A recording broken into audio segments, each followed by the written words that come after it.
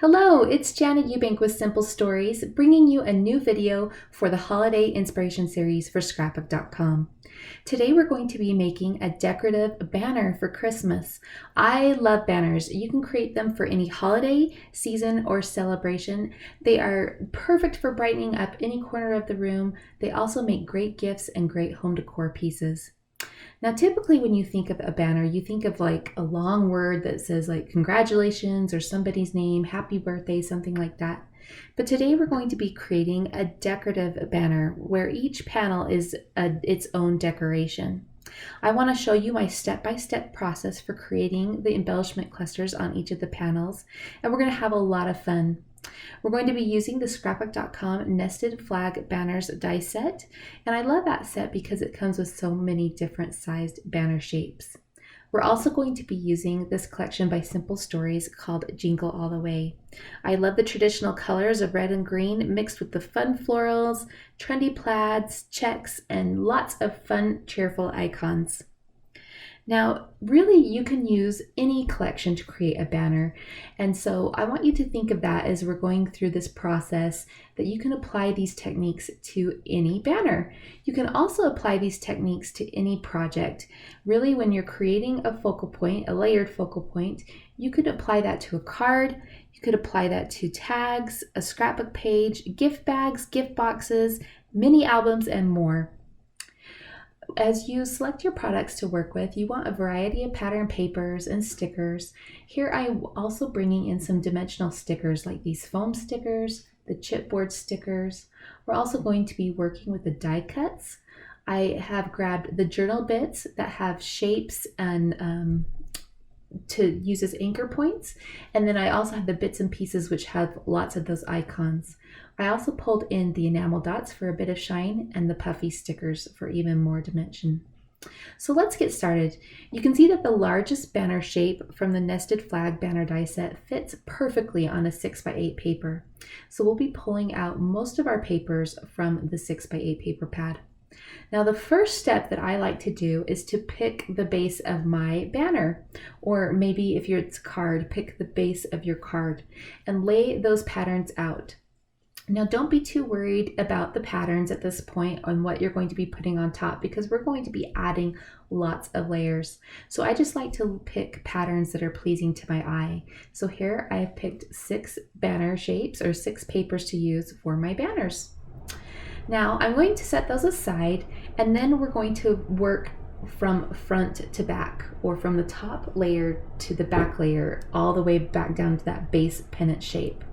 The first thing I like to do is I like to pick a focal point image, and I'm going to pick one for each panel of the banner. I'm going to kind of do these steps in a batch process where I'm working on all 6 banner pieces at the same time. This helps me to keep an even distribution of shapes and colors, and it also helps to speed up the process where I'm not going from base layer all the way to the decoration phase of each panel over and over and over again. This way I'm doing it in batches.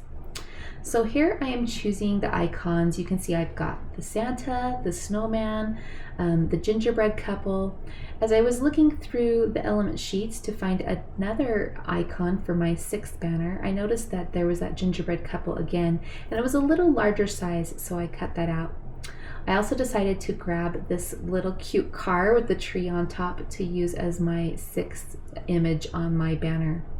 Now, after I get my focal point image, I'm going to come back in with supporting images. So you can see with that snowman, I've got the snowflakes, the sled, and the joy banner. And I'm going to do that with each of these icons. The Santa, I've got the little Santa sack. I'm adding in some words for variety. You can see with the car, I did the door. So it looks like the car has driven up to the door. And now I can start with my next layer. We have our focal point image, our accent images, and now we're pulling in a base shape or to put those images on. You can see I cut out this shape from the element paper, and I'm going to put that there behind the Santa. And then I'm kind of playing around with what supporting accent shapes I want to put with that Santa. And I'll kind of bounce around between all of these until I get them how I want. I saw that 25 and thought that would be cute next to Santa there. And then I'm just going to continue to work on each of these clusters. I pull out more shapes from the journal bits and start playing around with these. I put the circle one behind the Santa, the notebook paper behind the Santa and the sleigh, and now I'm working with this one with the Christmas lights along the top. I end up putting that over by the car because it reminded me of the house, the Christmas lights that are strung on a roof line, almost like that's the house, and then you've got the little door in the car. I found that bracket shape that I switched out with the notebook paper to go behind Santa and his sleigh. And then the only image that I don't have a layer or a base layer for is the snowman and the gingerbread couple. So I decide to pull out the tag paper, and I'm going to cut that up and put that behind those. Before I do that, I'm still playing with some of the supporting pieces. I'm adding in florals and the hearts and some more basic shapes like that.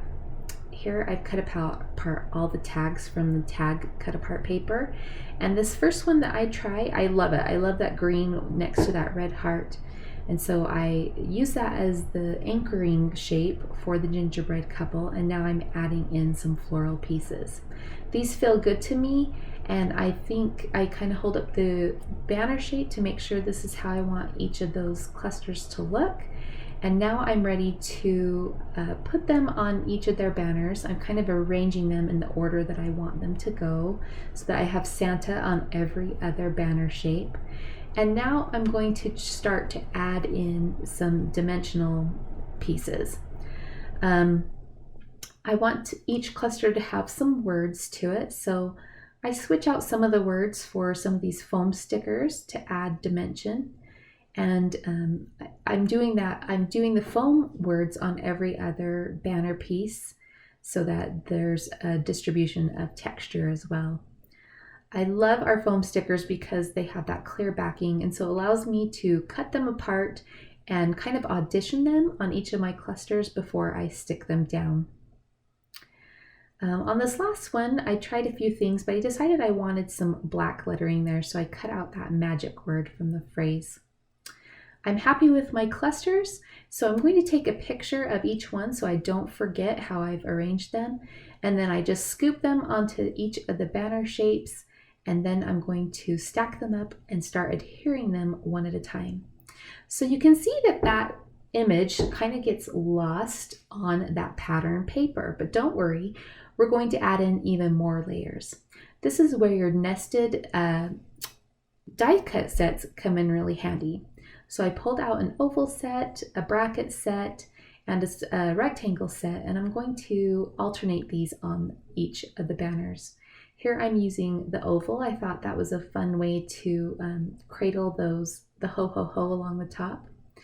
And the ho ho ho still didn't stand out as much as I wanted it to, so I matted it on some white cardstock and just cut around it with my scissors. I am adding a strip of contrasting pattern paper along the top just for some extra strength and also just for some extra pattern. And I put a 1-inch strip along the top, and now I'm ready to work on my next piece. So here we have the snowman again, and I'm going to continue the same idea on each banner where I put a shape behind my focal point or my cluster, my embellishment cluster. So for this one, I'm going to be doing the rectangles, and I chose the poinsettia paper there on the top. Now the layer, I picked out another 6x8 paper to contrast with the base layer of the banner, but I'm pairing this with a piece of vellum paper. That just gives kind of an ethereal layer that layers it up but doesn't add more visual weight, I guess. So here we are putting the snowman onto his rectangle, and I love to use lots of foam squares to add dimension on this type of project. when you're not sending a card through a mail or worried about how bulky your scrapbook page is, you can just load up on those foam squares and have fun. So I'm adding some enamel dots to the centers of the snowflakes just to give a different texture and to add a bit of shine. And there's a close-up look. So we're now on to our third banner piece, and this time I'm going to use this bracket shape as the base. I put the contrasting strip along the top, and now I'm going to add this shape. I've done the red check plaid with a layer of vellum behind that. And now I'm going to pop up all my pieces with foam. I'm using the foam sticker that says Jingle as the ground for Santa to stand on. Now, all these different configurations, like I said before, can be used just as easily on greeting cards. So try putting out several different card layers on your work surface and try to work on a batch of cards all together at once and see what you can come up with.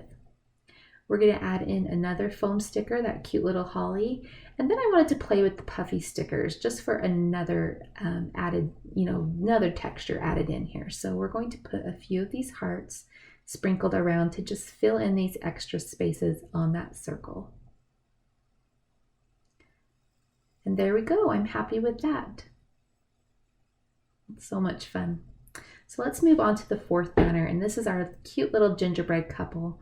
I auditioned a few shapes, and this time instead of putting the vellum layer behind the pattern paper, I'm going to be putting it on top of the pattern paper. I loved how those gingerbread look against the gingham check, but I wanted it to be a little softer. So instead of putting these layers directly on, I want to hide my adhesive for the vellum behind the other pieces. So I'm just lightly tacking it in place and putting the cluster of embellishments on top of that vellum. And then later on, I'll go back and add the foam squares to the back of the vellum behind the other embellishments so that you cannot see the foam squares on the front of the banner. There we go. We're going to add in a few more of those puffy snowflakes. They're so cute. And then we will add some enamel dots to those. Lots of fun textures, just adding in a few different things like the puffy stickers or like the enamel dots can really take your project up a level and just make it more interesting to look at. Now the top of this tag needs some fun string or something, so I grab some natural looking twine. I layer that together 3 times and I'm going to tie a bow on the top of that tag. I love Christmas time and holidays because it's just so many fun textures with the lights, the snow, the icicles, the presents, the warm fuzzy sweaters. Really, you can't go wrong with adding all kinds of textures to your project on a holiday project because there are so many textures going on with the holiday. This next banner, I love this black plaid pattern, and it looks so cute with that bright red Santa word. And I'm going to be using I believe I used the bracket shape on this one. And again, I'm going to put the vellum on top of the shape instead of underneath like I did on the first few. I have 2 plaids or the checks right next to each other, but because they're a different scale from one another, they work together. Also because one is, the pattern runs perpendicular and then the other one runs diagonally, it's okay to mix those patterns together.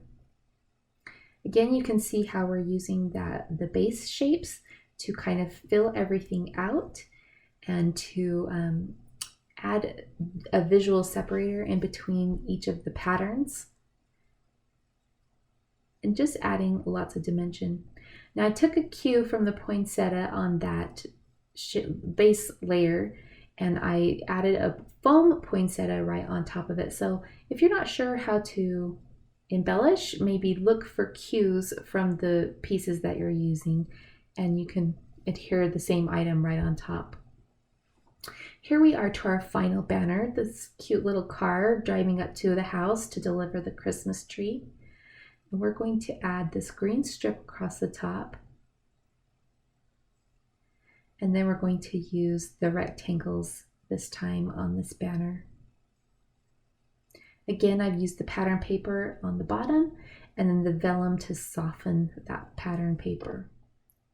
Another thing I like to do is to make sure that my embellishment clusters always have something living. So whether that's a flower or a character or a little critter, something like that, something that adds personality. So here we have this last embellishment cluster, and even though we have the living Christmas trees, I somehow felt like it was void of a living personality. So I go ahead and put the cluster together, and then I decide to add in a little magical snowman at the end, a Puffy sticker snowman. He's going to stand by the front door and welcome everybody into the holiday party for the evening. I hope you've enjoyed seeing these layers come together. You can see how we've selected a focal point, we've added supporting pieces, a shape behind those pieces to kind of tie everything together, and then we add a frame shape like the rectangles here. Now these banners are all ready to go. I'll give you one last look at each panel. I simply just punch the holes in the top and string them all together on a piece of twine. I hope you'll give banners a try. They're really fun to brighten up your mantle, your window. Maybe you want to put them across the front of a treat table. They also make great gifts for those who may be in the hospital or who are homebound, or maybe somebody who's away at college. All kinds of uses for banners. Remember that you can use these same concepts on cards, scrapbook layouts, and more. My name is Jana Eubank with Simple Stories, wishing you a very happy holiday. We'll see you next time.